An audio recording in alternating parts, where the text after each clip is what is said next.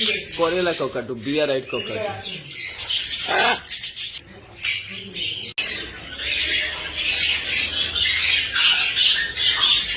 और open aviary में बहुत सारा बर्ड्स के साथ यही प्रॉब्लम होता है। जब मेटिंग करने के लिए तैयार होता है एक बर्ड, तो दूसरे बर्ड सेम स्पीसीज हो या डिफरेंट स्पीसीज बहुत तंग करता है, बहुत प्रॉब्लम होता है।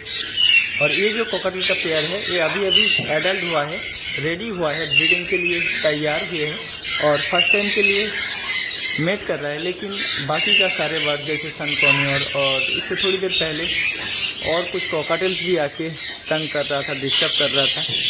तो इसी के लिए हम लोगों को जो करना है, इन लोगों को इस पेयर को पकड़ के सेपरेट ब्रीडिंग केज में डालना है, तभी जाके सक्सेसफुली ब्रीड मिलेगा।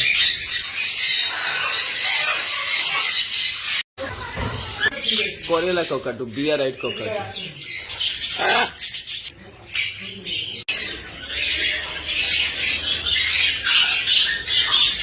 और ओपन एवियरी में बहुत सारा बर्ड्स के साथ यही प्रॉब्लम होता है।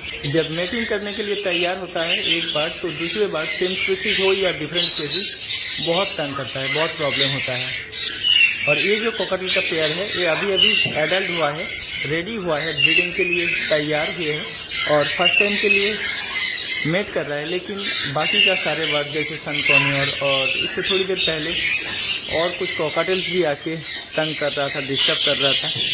तो इसी के लिए हम लोगों को जो करना है, इन लोगों को इस पेयर को पकड़ के सेपरेट ब्रीडिंग केज में डालना है, तभी जाके सक्सेसफुली ब्रीड मिलेगा।